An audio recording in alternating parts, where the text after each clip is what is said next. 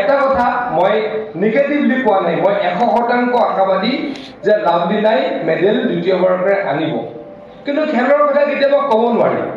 Friction of ছেকেণ্ডৰ কাৰণে খেল কেতিয়াবা কি হয়, বেয়া হয়। গতিকে তেনেকুৱা নহওক, মই আকৌ কৈছোঁ নিগেটিভ কথা ক'ব নাপায়, কিন্তু এটা কথা মই বাধ্যত পৰিহে ক'ম, সেইটো যাতে কোনো ডাবল মিনিং নকৰে বা নিগেটিভলি কোনো নলয়।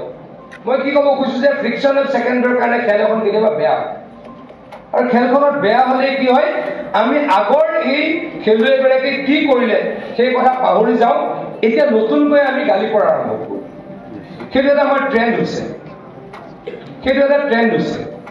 আজি হিমা দাস ডাঙৰীয়ানীয়ে আমালৈকে এছিয়ান গেমছত সোণৰ মেডেল কঢ়িয়াই আনিলে, বিভিন্ন খেলত গৈ খেলিলে, এদিন খেলিব নোৱাৰিলে তাইক বিভিন্ন ধৰণে সমালোচনা কৰা হয়। ৰিয়ান পৰাগে সদায় হাফ চেঞ্চুৰী কোবাব, সদায় চেঞ্চুৰী কোবাব নেকি? কেতিয়াও সম্ভৱ নহয়। যিদিনাখন 0 আউট হয় আমিয়ে তেওঁক সমালোচনা কৰোঁ। কিন্তু এই পৰিৱেশটো নহওক অসমত, তাৰ কাৰণে সকলোকে মই হাত জোৰ কৰি অনুৰোধ কৰিছোঁ। আমাৰ আকৌ কৈছোঁ লাভলীনাই ভাল খেলিছে, ভাল খেলিব, মই দৃঢ় বিশ্বাসী।